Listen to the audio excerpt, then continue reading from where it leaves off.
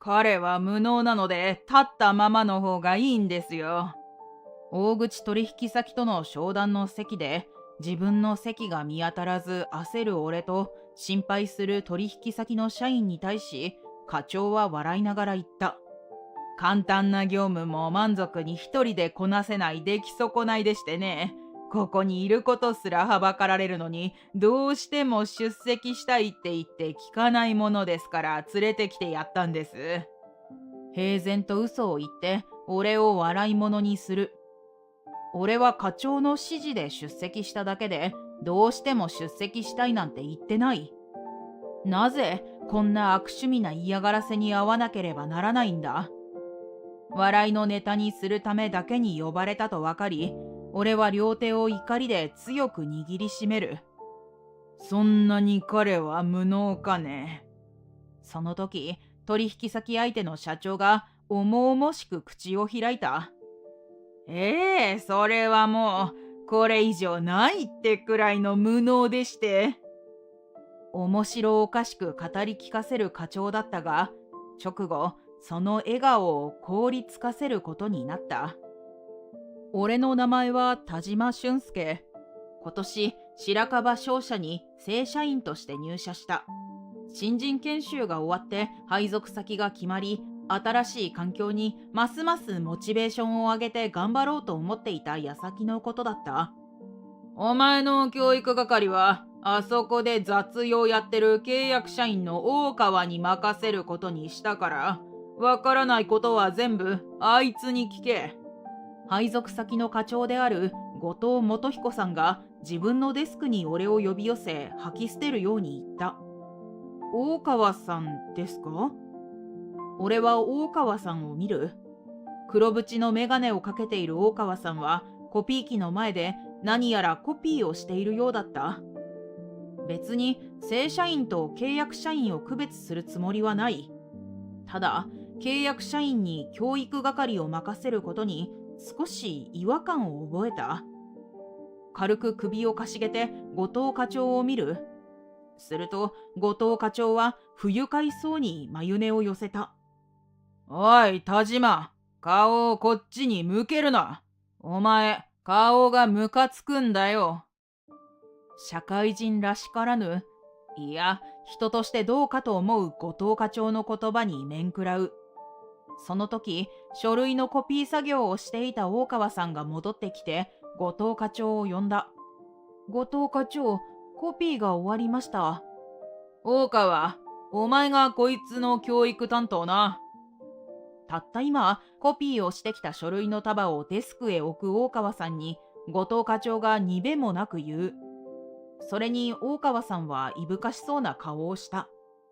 新入社員の教育は2年目の契約社員の僕じゃなく正社員の方が担当した方がいいのではないでしょうか。はあ、こんなやつお前で十分だろう。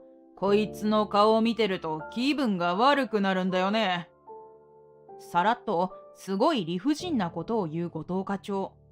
あまりのことに思わずあっけに取られてしまう。後藤課長はこちらがポカンとしているのを無視して足早にどこかへ行ってしまった。田島くん、これからよろしくね。苦笑いを浮かべて大川さんが言うのに、俺は慌てて頭を下げた。大川さんは契約社員2年目であったが、教え方がとてもうまかった。大川さんの能力の高さを見越して教育係に指名したのかと一瞬考えることもあったが、教育係に指名した際の後藤課長の言葉遣い、それから普段の大川さんに対する態度を見れば、そうでないことは明らかだった。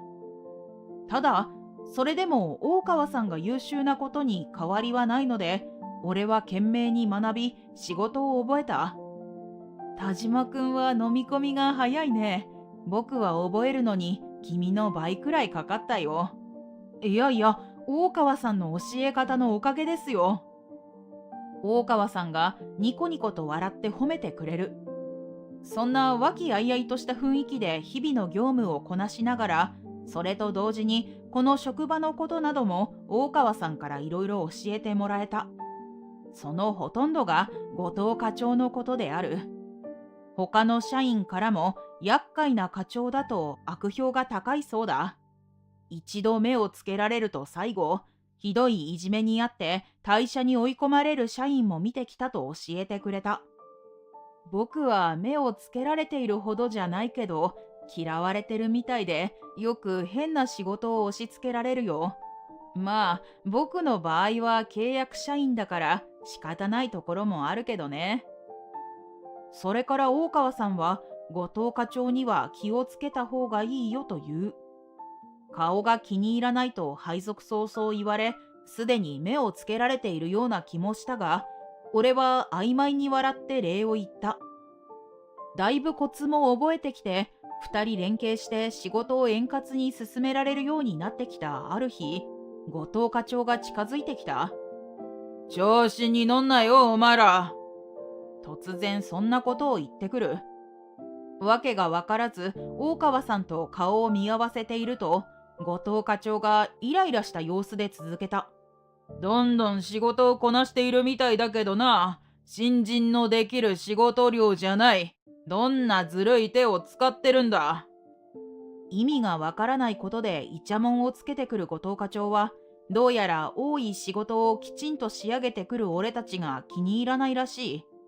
そんなことはしてません。田島くんが優秀なんですよ。大川さんの黒縁メガネのレンズが光った。こんなキモい顔をしてる田島が優秀なわけないよな。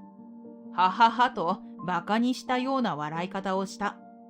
そういう後藤課長に大川さんはいつものことと取り合わず仕事を続けていた。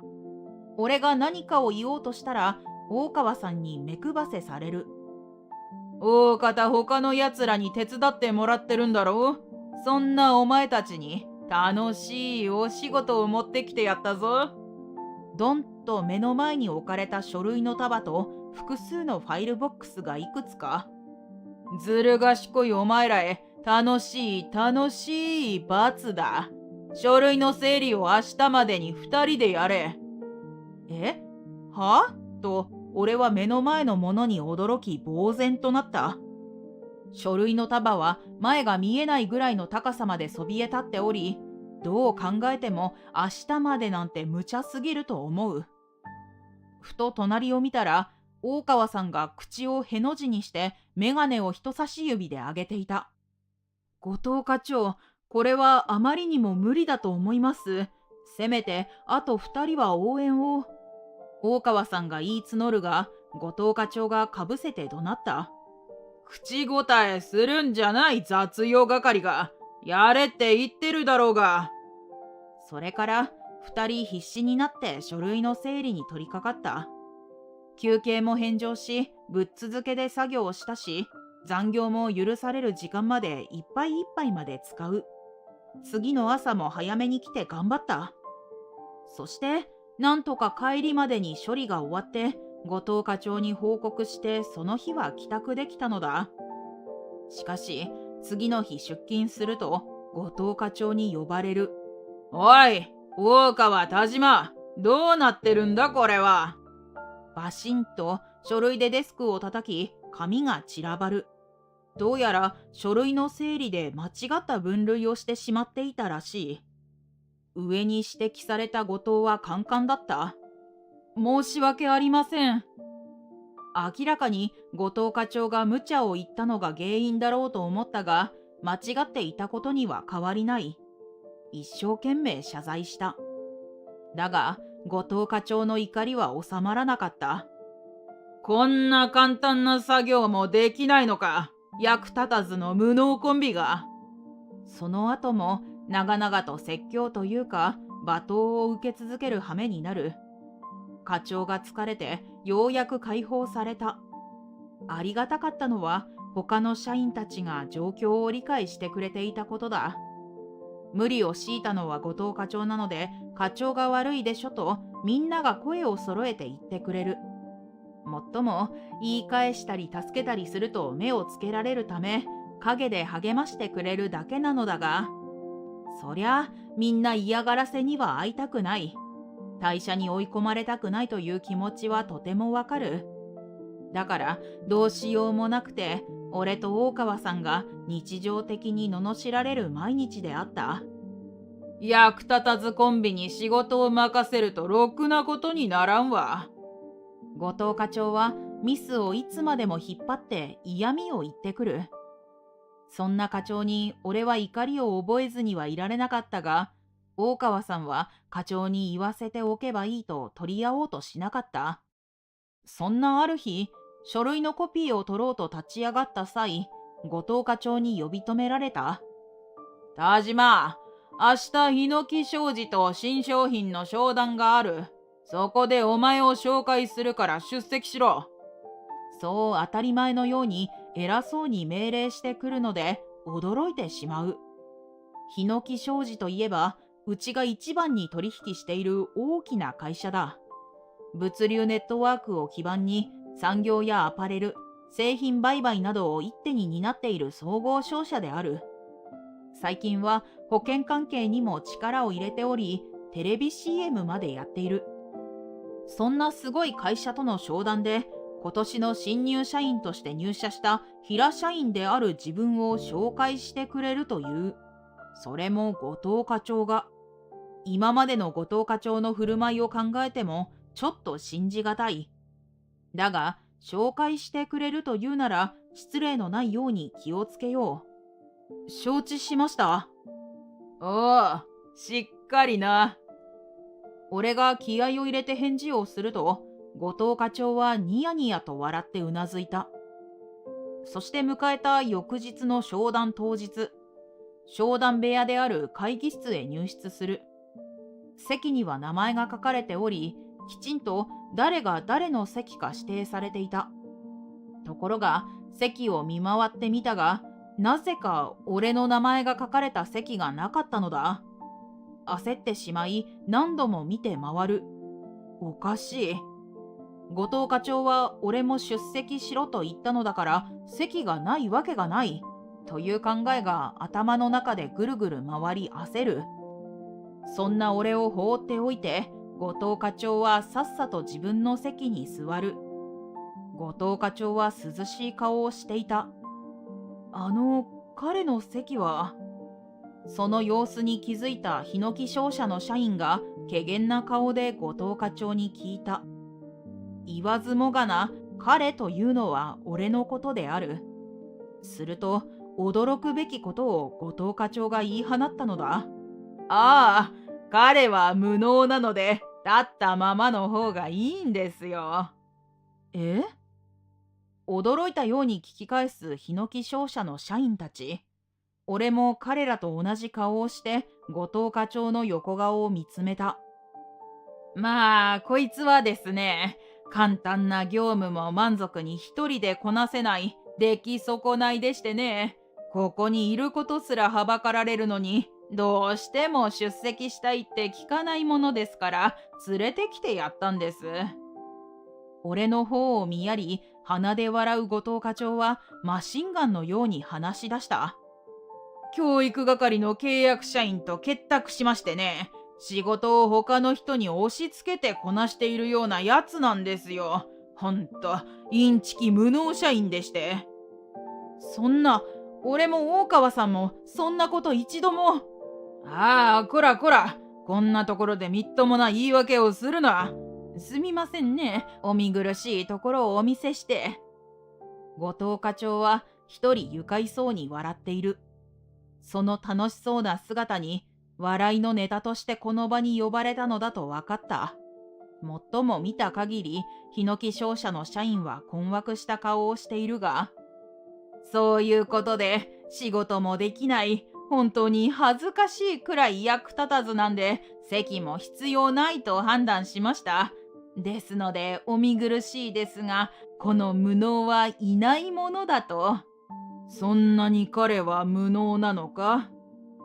そこで商談に出席していたヒノキ商社の社長が重々しく口を開いた。それに後藤課長は一瞬黙り込んだが、すぐにニヤニヤと笑って答える。それはもうこれ以上ないってくらいの無能でして。そうか。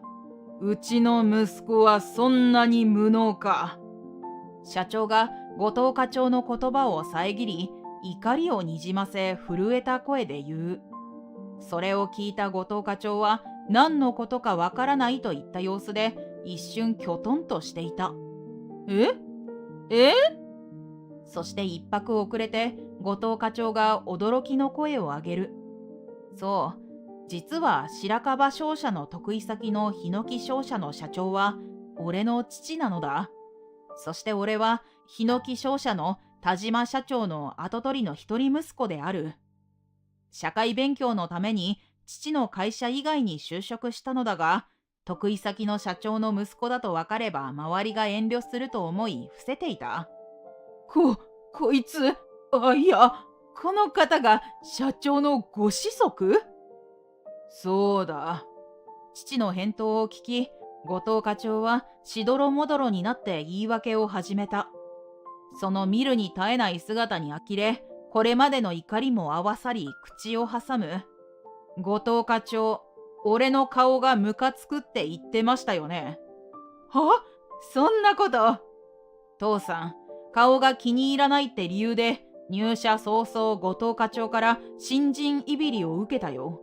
ミスはしてしまったけど、普通4人でやる作業を2人でやれってできるわけないのに無能扱いされたし。やめろ、それ以上何も言うな。後藤課長が立ち上がって止めようとしたが、俺は構わずに続ける。僕だけじゃない。みんな後藤課長からいびられるのを怖がってる。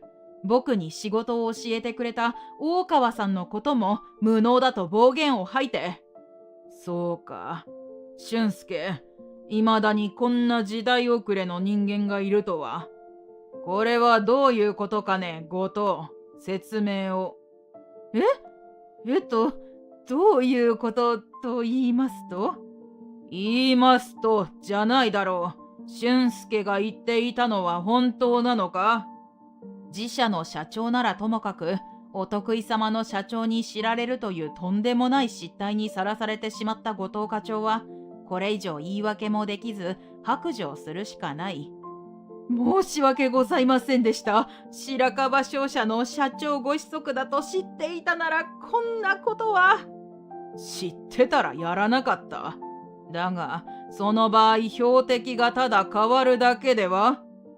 父が心底軽蔑した顔で後藤課長に聞く。その父に怯える後藤課長はさらに縮こまり、ついには地べたに手をついて頭を下げ出した。俊介くんに無礼を働き、誠に申し訳ございませんでした。土下座したとしても何も変わらぬ。これは御社社長に報告し、取引を考え直さねばならぬ。それを聞いた後藤課長は頭を地にこすりつけ、絞り出すような声で謝罪を繰り返した。申し訳ございませんでした。そればかりは何とぞ。だが、そんな後藤を無視して白樺商社の面々は部屋を後にしたのだった。残ったのは俺と、放心状態で土下座姿のまま動かなくなった後藤課長だった。その後、父が商談の時に言っていた通り、後藤課長の悪行を白樺社長に報告した。得意先から不名誉な指摘を受けたうちの社長の心中は、平社員の俺では推し量ることができないほどだと思う。大激怒した社長はすぐに後藤課長を呼びつけてこんこんと説教をし、処分が決まるまでしばらく謹慎処分を言い渡した。その間に内部調査が行われ、後藤課長の悪評とこれまで高圧的な態度を繰り返し退職させていた社員の存在が明るみに出ることになる。それにより後藤課長は課長の地位を剥奪され、平社員に降格した。その上、田舎の支社に飛ばされるという処分が下る。処分が甘いという社員もいるが、俺としては後藤課長の顔を見ることもなくなり、そこまで気にならなかった。確かに相当今まで退職に追いやってきたのにクビにならないなんてという気持ちもわかるけど。田島くん、これとこれをお願いします。いつも大川さんが今日の仕事の割り振りをしてくれる。状況に合わせていろいろだけど、大川さんは俺の仕事のパートナーとしてもとても息が合っていると感じている。後藤課長の一件で俺が日野木社長の息子だということは会社中に広まった。中には得意先社長の息子ってだけで態度を変える人もいたが、ほとんどは大川さん同様今まで通りである。それが本当にありがたかった。そうだったんですか。納得です。田島くんって理解からの応用力が最初から備わっててすごいなぁなんて思ってたんです。俺の正体を知った時、大川さんはそんなことを言って笑っていた。こんなにできる人がこんな会社のこんな部署にって驚いてた。おかしそうに明かす。いや、やりたいことをやってきただけです。まだまだ大川さんには学ぶところたくさんありますよ。笑い合いながら平穏に仕事をしてきた。でも、田島くんはいつかヒノキ商社に戻ることになるんですか？寂しいです。黒縁メガネを上げて、大川さんが寂しそうに笑う表情を見て、俺もそう思った。一緒に仕事ができればとても楽しいだろうし、知った仲なら仕事もやりやすいだろうと。だから実際に父の会社に戻るときは、父に相談に乗ってもらおうと思っている。彼を俺のパートナーとしてスカウトできないかと。